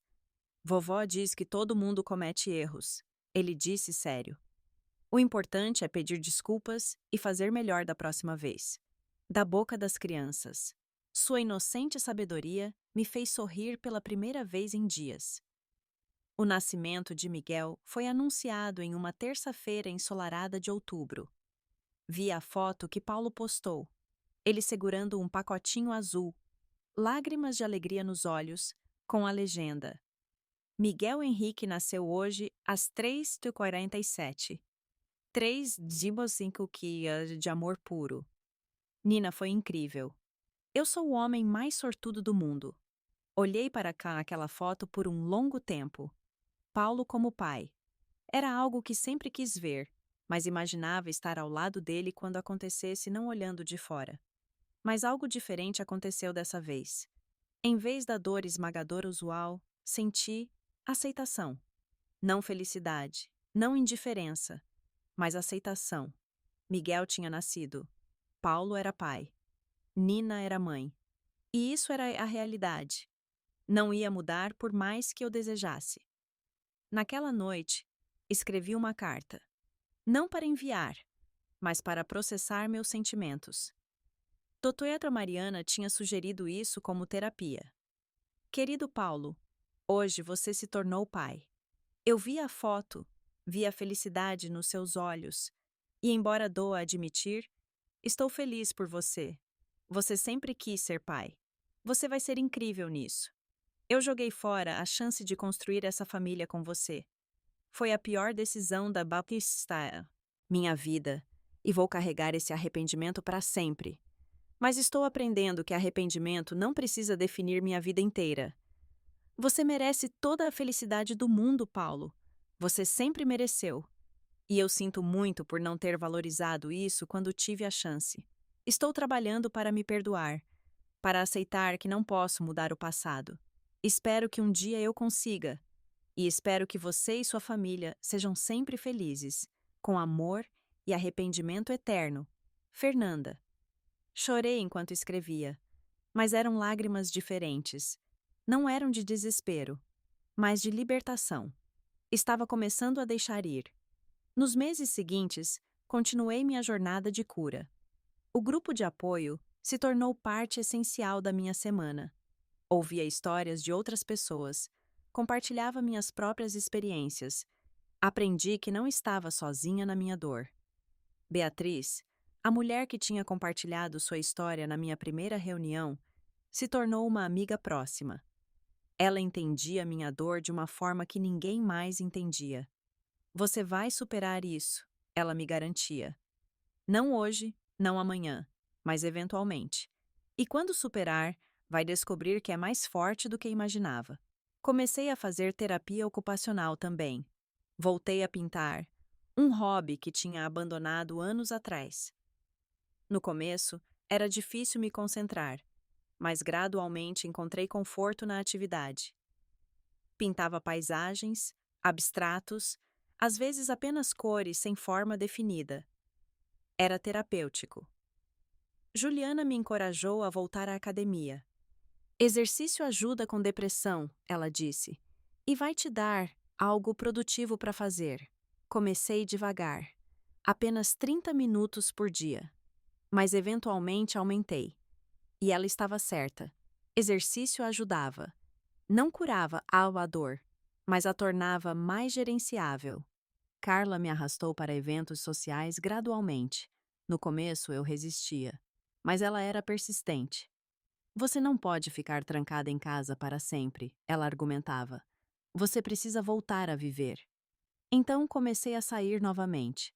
Jantares com amigos, idas ao cinema, até mesmo algumas festas. Não estava pronta para namorar, nem perto disso, mas estava reaprendendo a socializar, a ser parte do mundo novamente. Fiz novos amigos através do grupo de apoio e das aulas de pintura. Pessoas que não conheciam minha história com Paulo, que me viam apenas como Fernanda, não como a mulher que jogou fora o amor da sua vida. Era refrescante. Podia ser eu mesma sem o peso constante do julgamento e da pena. Depois de 4 meses de licença, voltei ao trabalho. Estava nervosa, incerta se conseguiria. Mas meu chefe foi compreensivo. Me deu projetos menores no começo, me permitiu encontrar meu ritmo novamente. E, surpreendentemente, consegui. Ainda tinha dias ruins, dias onde a dor era tão intensa que mal conseguia funcionar. Mas também tinha dias bons, dias onde conseguia trabalhar, rir, existir sem que Paulo dominasse cada pensamento. Parei de stalkear as redes sociais deles. Bloqueei Paulo, Nina em todas as plataformas. Não por raiva, mas por necessidade. Precisava parar de me torturar vendo a vida feliz deles. Isso é progresso, doutora Mariana me elogiou quando contei. Você está finalmente priorizando sua própria saúde mental. Comecei a construir uma vida nova. Não a vida que tinha planejado com Paulo. Não a vida que sonhei durante nossos 10 anos juntos. Uma vida diferente, mas ainda assim significativa. Voluntariei-me em uma ONG que ajudava mulheres em relacionamentos abusivos. Minha experiência, embora diferente, me deu empatia por pessoas presas em situações dolorosas. E ajudar outras pessoas me fez sentir útil novamente. Reconectei-me com amigos que tinha negligenciado durante meu período de depressão. Pedi desculpas por ter desaparecido, por ter sido uma amiga ausente. E eles, sendo verdadeiros amigos, me perdoaram. Estamos só felizes que você esteja melhor, disse Mariana, uma amiga da faculdade que eu não via há anos. Você nos assustou por um tempo. Comecei a viajar sozinha. Pequenas viagens no começo. Fins de semana em cidades próximas. Depois viagens maiores. Fui para Buenos Aires sozinha, algo que Paulo e eu sempre fizemos juntos. Foi doloroso, mas libertador. Estava criando novas memórias, novas experiências que eram só minhas. No meu aniversário de 36 anos, Juliana organizou um jantar pequeno. Apenas família próxima e alguns amigos. Não foi uma celebração grande, mas foi genuína, cheia de amor. Um brinde a Fernanda, Juliana disse, levantando seu copo, que sobreviveu ao ano mais difícil e saiu mais forte. Todos brindaram, e eu senti algo que não sentia há muito tempo. Gratidão. Pelos amigos e família que ficaram ao meu lado, pelo progresso que tinha feito, por ainda estar aqui, lutando. Não estava curada. Ainda pensava em Paulo todos os dias. Ainda sentia aquela dor familiar quando me permitia lembrar do que perdi. Mas a dor não era mais incapacitante. Tinha aprendido a conviver com ela, a carregar esse peso sem deixar que me esmagasse completamente. Tutoca Mariana me explicou uma vez. Luto não é algo que você supera. É algo que você aprende a carregar. A dor não desaparece completamente, mas fica mais leve com o tempo. E você fica mais forte. E eu estava ficando mais forte. Lenta, dolorosamente, mas estava. 1 ano e meio depois do nascimento de Miguel, algo inesperado aconteceu. Estava no supermercado, comprando mantimentos, quando ouvi uma voz familiar. Fernanda? Me virei e lá estava ele. Paulo. Ao vivo, não através de uma tela de computador ou foto no Instagram. E ao lado dele, em um carrinho de bebê, estava Miguel, agora com 1 ano e meio, seus olhinhos curiosos me observando. Meu primeiro instinto foi fugir, sair correndo do supermercado e nunca mais voltar. Mas meus pés pareciam colados no chão. Paulo, consegui dizer, minha voz saindo mais calma do que me sentia por dentro. Ele parecia bem. Mais velho, claro. Alguns fios grisalhos aparecendo nas têmporas. Mas feliz. Havia uma leveza nele que não estava lá nos últimos meses do nosso relacionamento. Como você está? Ele perguntou, e parecia genuinamente interessado. Estou. Estou bem, respondi. E surpreendentemente, não era uma mentira completa. E você? E sua família? Estamos bem. Ele sorriu, olhando para Miguel com tanto amor que meu coração apertou. Miguel está crescendo tão rápido. Parece que foi ontem que ele nasceu. Olhei para o bebê. Não era mais tão bebê, mais um bebê agora. Ele tinha os olhos de Paulo, aqueles mesmos olhos castanhos que sempre me cativaram. E o sorriso dele também era de Paulo. Ele é lindo, eu disse. E era verdade. Obrigado, Paulo disse, orgulhoso. Houve um silêncio constrangido. Tantas coisas não ditas pairando entre nós. Paulo, eu comecei sem saber bem o que queria dizer, mas ele me cortou gentilmente. Fernanda, está tudo bem. Isso foi há muito tempo. Nós dois seguimos em frente. Eu sei, eu disse, mas eu preciso dizer isso. Eu sinto muito, por tudo, por ter jogado fora o que tínhamos, por ter sido tão cega e estúpida. Você merecia melhor. Paulo ficou quieto por um momento, depois suspirou. Você não foi estúpida, Fernanda. Você queria coisas diferentes da vida. E está tudo bem. Doeu na época, muito, mas olhando para trás, acho que foi melhor assim. Nós não éramos mais o que um para o outro. Suas palavras, embora gentis, doeram, porque eu sabia que ele estava errado. Eu tinha sido estúpida, mas não ia discutir. Não agora. Você parece feliz, eu disse. Eu sou, ele confirmou. Nina é incrível. E Miguel? Ele mudou minha vida de formas que nunca imaginei. Estou feliz por você, eu disse, e percebi que era verdade. Ainda doía, provavelmente sempre doeria, mas eu genuinamente queria que ele fosse feliz, mesmo que não fosse comigo. E você? Ele perguntou. Você está bem? Carla me disse que você passou por um período difícil. Claro, Carla. Nossa amiga mútua. Eu passei, admiti. Mas estou melhor agora.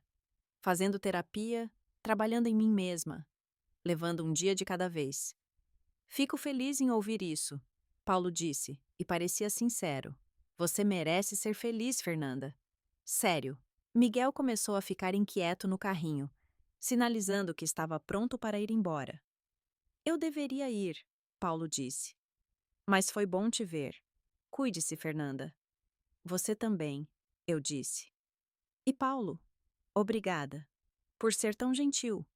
Você sempre foi gentil demais para seu próprio bem. Ele sorriu. Aquele sorriso torto que sempre amei. Até mais, Fer.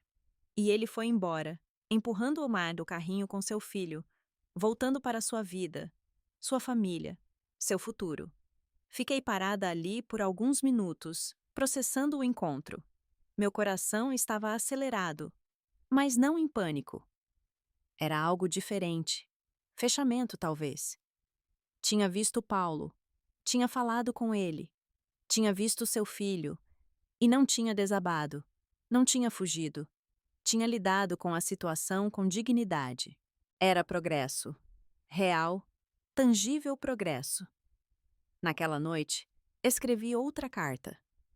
Dessa vez, não apenas para processar, mas uma que realmente pretendia enviar. Querido Paulo, foi bom te ver hoje, embora inesperado. Você parece verdadeiramente feliz, e isso me traz paz de uma forma que não esperava. Eu passei muito tempo me odiando por ter deixado você ir. Tanto tempo desejando poder voltar atrás e fazer diferente. Mas hoje, vendo você com Miguel, percebo que talvez as coisas aconteceram do jeito que deveriam. Não porque eu não te amava. Eu amava, e parte de mim sempre amará. Mas porque você merecia alguém que te escolhesse todos os dias sem dúvidas, sem arrependimentos. E eu não era essa pessoa na época. Nina claramente é essa pessoa para você. E Miguel é lindo, Paulo. Você vai ser um pai incrível. Aliás, já é.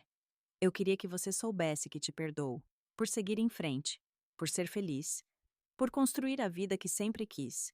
Você não devia nada para mim, não depois do que fiz. Mas parte de mim ainda segurava ressentimento. Irracional, eu sei, de que você tinha me substituído tão facilmente. Mas não foi fácil, foi? E mesmo se foi, você tinha todo mais o direito. Você merecia ser feliz. E eu também estou trabalhando para me perdoar. É um processo lento, doloroso, mas estou chegando lá. Obrigada por ter sido uma parte tão importante da minha vida. Obrigada por me amar quando amou, por me ensinar o que é amor verdadeiro, mesmo que eu não tenha sabido valorizá-lo na época.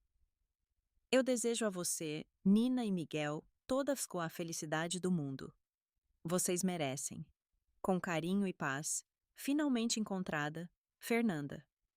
Dessa vez, enviei a carta pelo correio. Não esperava resposta. Não precisava de uma. Era mais para meu próprio fechamento que qualquer outra coisa. 2 semanas depois, recebi uma resposta. Breve, mas significativa. Querida Fernanda, obrigado pela carta. Significou muito para mim. Eu te perdoei há muito tempo. Espero que você encontre a paz que está procurando. Cuide-se, Paulo. Li e reli aquela carta várias vezes. Eu te perdoei há muito tempo. Ele tinha seguido em frente de verdade. Tinha processado a dor, tinha curado, tinha continuado. Enquanto eu tinha ficado presa. Mas não estava mais presa. Estava me libertando. Um dia de cada vez. Nos meses seguintes, continuei minha jornada. A terapia, o grupo de apoio, a pintura, o voluntariado. Cada peça construindo uma nova vida, uma nova identidade além de a mulher que perdeu Paulo. Conheci pessoas novas. Um deles, Ricardo, me pediu para sair. Era arquiteto, divorciado, sem filhos. Gentil, inteligente, interessante. Fiquei tentada a recusar. Não me sentia pronta. Mas doutora Mariana me encorajou. Você não precisa se casar com ele, ela disse. É apenas um café. Você precisa começar a se abrir para novas possibilidades. Então aceitei. Tomamos café, conversamos por horas. Foi agradável.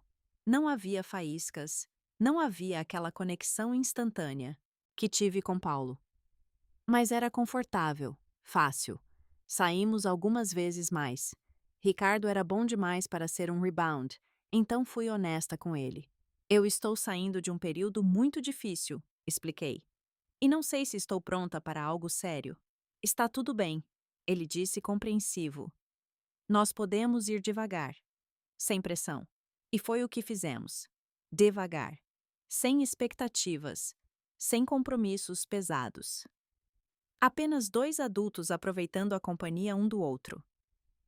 Não me apaixonei por Ricardo, mas gostava dele, apreciava sua companhia. E mais importante, estava reaprendendo que podia confiar a alguém, podia me abrir, podia considerar um futuro que não incluísse Paulo. No meu aniversário de 37 anos, olhei para trás no último ano e me surpreendi com o quanto tinha mudado. Não estava completamente curada. Talvez nunca estivesse. Mas estava funcional. Estava vivendo. Estava encontrando alegria novamente. Juliana percebeu a mudança também.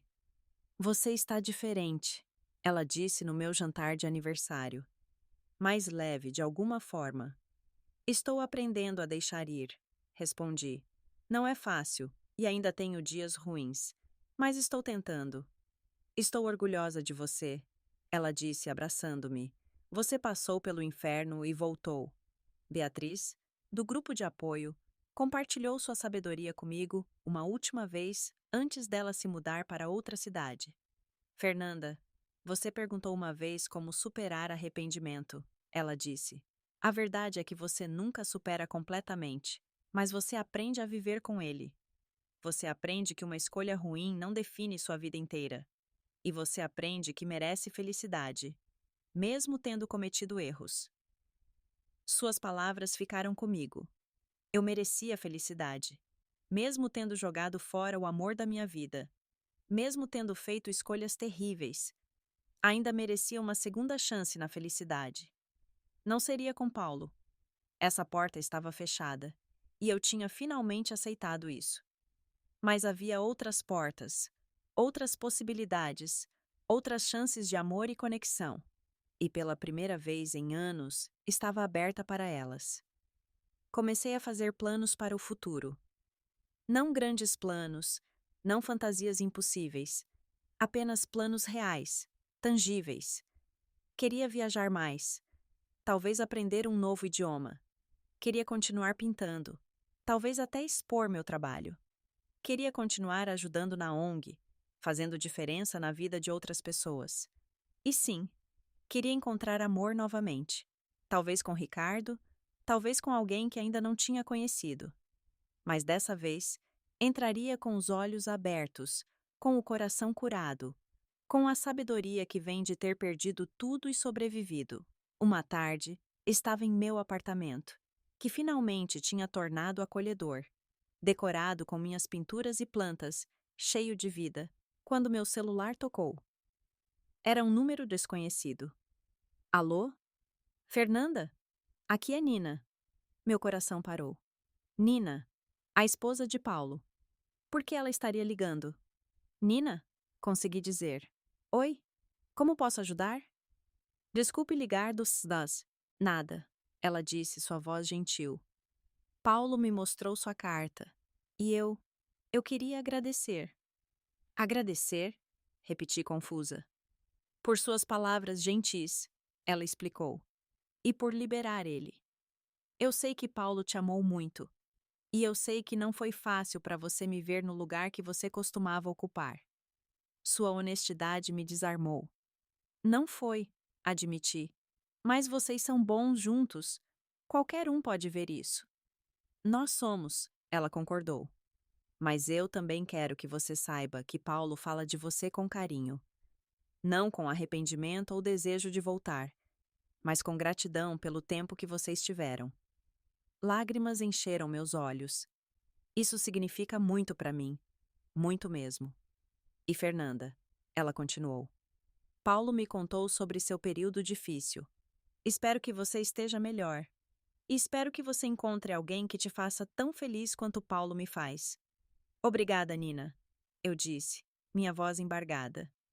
Isso é... Você é muito generosa. Não sou generosa, ela disse. Só acho que todos merecem ser felizes, incluindo você. Depois que desliguei, chorei.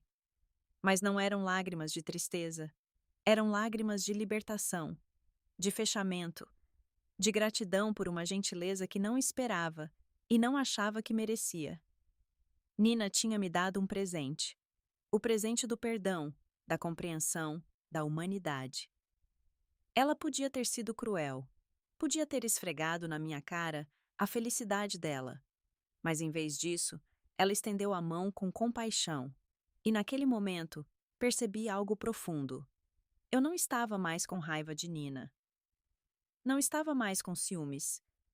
Ela não tinha roubado nada de mim. Eu tinha dado Paulo embora.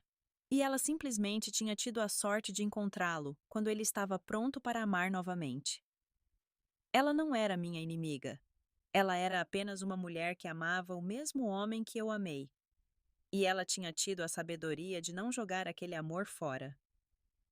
Passei aquela noite refletindo sobre minha jornada, de onde eu tinha começado, uma mulher arrogante que achava que merecia melhor, até onde eu estava agora, humilde, ferida, mas finalmente curando.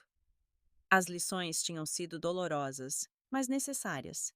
Aprendi que sucesso profissional não substitui amor. Aprendi que ambição sem coração leva à solidão. Aprendi que às vezes você não sabe o valor do que tem até perder. Aprendi que arrependimento é um professor cruel, mas eficaz. E mais importante, aprendi que eu era mais forte do que pensava. Tinha sobrevivido à maior dor da minha vida. Tinha enfrentado as consequências das minhas próprias escolhas. Tinha caído tão fundo que não achava que conseguiria me levantar. Mas me levantei. Sangrando, machucada, mas me levantei. Isso não significava que a dor tinha desaparecido completamente. Ainda tinha momentos onde pensava em Paulo, onde me perguntava, e se? Ainda tinha noites onde sonhava com nosso futuro alternativo, acordando com aquela dor familiar no peito. Mas esses momentos eram cada vez menos frequentes, e quando vinham, eu tinha ferramentas para lidar com eles. Não me afogava mais neles. 2 anos depois do nascimento de Miguel, no meu aniversário de 38 anos, fiz algo simbólico. Peguei todas as fotos antigas de mim e Paulo, aquelas que tinha guardado em uma caixa no armário, e as organizei em um álbum bonito. Não as joguei fora. Aqueles eram anos da minha vida. Memórias reais, amor verdadeiro. Mereciam ser preservados, não escondidos com vergonha. Mas também não as mantive espalhadas, constantemente à vista, me torturando. Coloquei-as em um álbum, uma parte da minha história. Importante, mas não definitiva. Depois, peguei meu diário, que tinha mantido durante toda a minha jornada de cura, e reli desde o começo. As primeiras entradas eram dolorosas de ler. Tanto desespero, tanta autopiedade, tanta recusa em aceitar a realidade. Mas à medida que avançava, podia ver o crescimento. As entradas ficavam menos sobre Paulo e mais sobre mim, sobre minha cura, meu crescimento, minha redescoberta de quem eu era além do arrependimento. A última entrada que escrevi naquela noite foi diferente de todas as outras.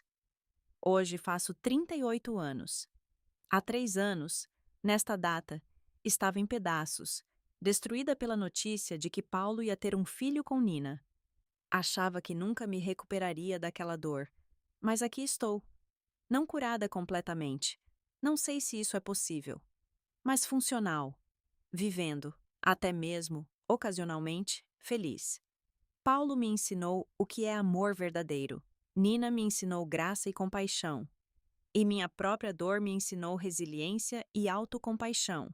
Eu joguei fora o amor da minha vida. Isso é um fato que não posso mudar. Mas posso escolher o que faço com esse fato. Posso deixar que defina e destrua o resto da minha vida, ou posso usá-lo como uma lição, como combustível para ser melhor, fazer melhor, amar melhor. Eu escolho a segunda opção. Paulo é feliz, Nina é feliz, Miguel está crescendo em um lar cheio de amor.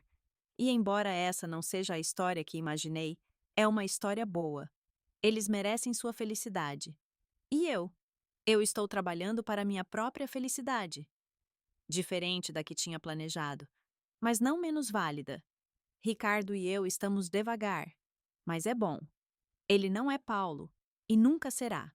Mas ele é gentil, paciente, compreensivo. E pela primeira vez, não estou comparando. Estou apenas estando presente. Meu trabalho está indo bem. Minha pintura está evoluindo. Meu trabalho voluntário é gratificante. Minha vida está se enchendo de propósito novamente. Ainda penso em Paulo. Provavelmente sempre pensarei. Ele foi uma parte tão grande da minha vida. Me moldou de tantas formas. Mas não estou mais obcecada. Não estou mais presa. Estou finalmente lentamente, seguindo em frente. E isso, depois de tudo, é uma vitória. Fechei o diário e me sentei na varanda do meu apartamento, observando a cidade à noite. As luzes piscavam, a vida continuava, milhões de histórias acontecendo simultaneamente. A minha era apenas uma entre muitas. Meu celular vibrou. Uma mensagem de Ricardo. Feliz aniversário! Estou ansioso para nossa jantar amanhã. Sorri. Amanhã. Sempre havia um amanhã. Uma nova oportunidade. Uma nova chance. O passado com Paulo seria sempre uma parte de mim. A dor do arrependimento seria sempre uma cicatriz que carregaria. Mas cicatrizes não são fraqueza. São prova de cura. Prova de sobrevivência. Eu tinha sobrevivido. Tinha enfrentado as consequências das minhas escolhas. Tinha caído e me levantado. Tinha perdido tudo e encontrado a mim mesma no processo. E agora, finalmente, estava pronta para viver novamente. Não na sombra do que perdi, mas na luz do que ainda estava por vir. A história de Paulo e eu tinha terminado. Mas minha história? Minha história estava apenas começando de novo. E dessa vez, eu não ia desperdiçá-la. Estava em uma galeria de arte pequena, mas charmosa, cercada de minhas próprias pinturas. Minha primeira exposição solo. Juliana estava ao meu lado, orgulhosa, segurando minha mão. Você conseguiu, ela sussurrou. Olha para tudo que você construiu. Olhei ao redor. As pinturas contavam minha história. Dor, perda, cura, renascimento. Eram abstratas, mas carregadas de emoção. Cada pincelada era uma parte da minha jornada. Ricardo estava conversando com alguns visitantes, explicando minha técnica. Nós não tínhamos nos casado, mas estávamos felizes. Era um amor diferente do que tive com Paulo. Mais calmo, menos intenso, mas não menos real. Carla apareceu com champanhe. Um brinde à artista, ela exclamou. Enquanto todos brindavam, vi um casal entrar na galeria. Um homem alto com uma criança nos ombros, uma mulher pequena segurando a mão dele. Meu coração pulou. Paulo, Nina e Miguel, agora com quase 5 anos. Eles me viram e Paulo hesitou, claramente inseguro se deviam ficar. Mas eu sorri e acenei. Uma parte de mim sempre esperaria que eles viessem. Eles se aproximaram. Nina sorriu calorosamente. Fernanda, suas pinturas são lindas. Nós vimos o anúncio e quisemos apoiar. Obrigada por virem, eu disse, genuinamente grata. Significa muito. Paulo olhou para as pinturas, reconhecendo as emoções nelas. Ele me conheceu tempo suficiente para entender o que elas representavam. Você encontrou seu caminho, ele disse suavemente. Estou feliz por você. Eu também, respondi. E obrigada. Por tudo. Pelo passado, pelas lições, pelo fechamento. Nina tocou meu braço gentilmente. Você está radiante, Fernanda. A felicidade fica bem em você. Miguel, com a inocência das crianças, apontou para uma pintura particular, uma explosão de cores vibrantes emergindo de sombras escuras. Essa é bonita, ele exclamou. Essa é minha favorita também, eu disse, sorrindo para ele. Era a pintura que representava minha jornada completa. Da escuridão para a luz. Eles ficaram por mais alguns minutos, depois se despediram.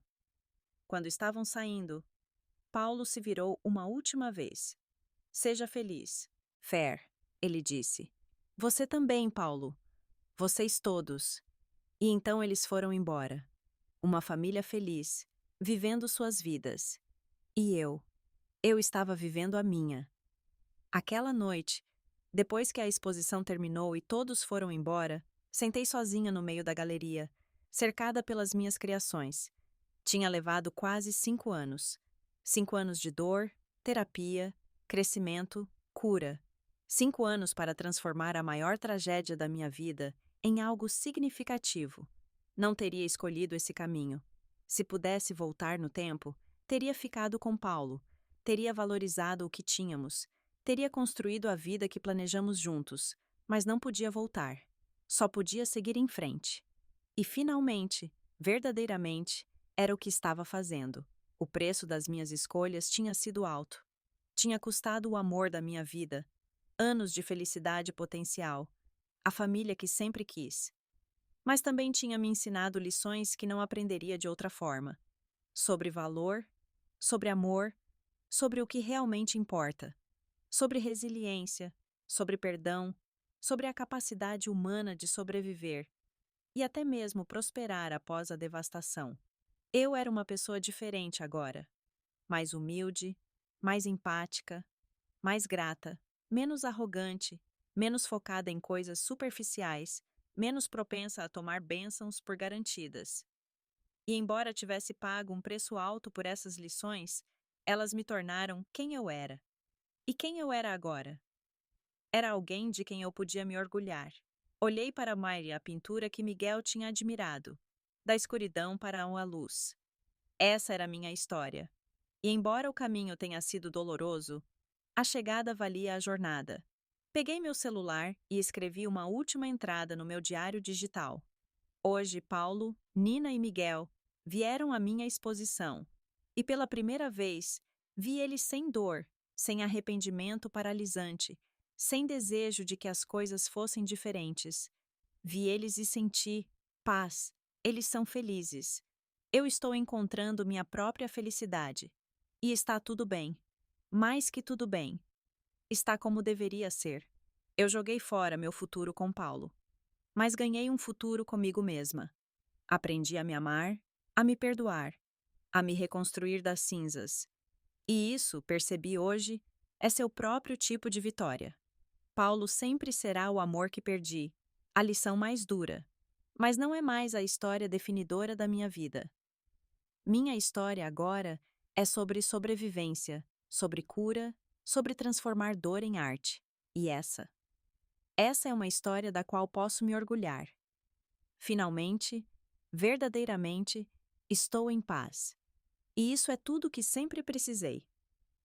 Fechei o telefone e olhei ao redor da galeria uma última vez.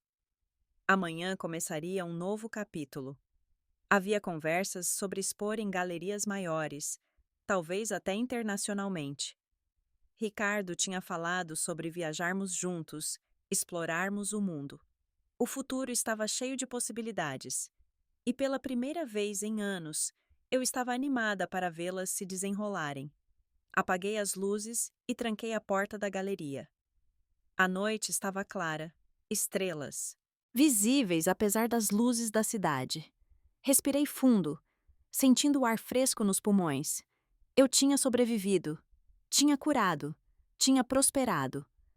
A jornada não tinha sido a que eu planejei, mas tinha me levado exatamente onde eu precisava estar. E agora, finalmente, estava pronta para o que viria a seguir. Com o coração leve e a alma em paz, caminhei para casa, deixando o passado para trás e abraçando o futuro à frente. O preço das escolhas tinha sido alto, mas o prêmio da sobrevivência era inestimável e eu tinha pago meu preço. Tinha aprendido minhas lições, tinha feito meu luto. Agora era hora de viver. Verdadeira, completa, imperfeitamente, mas autenticamente viver.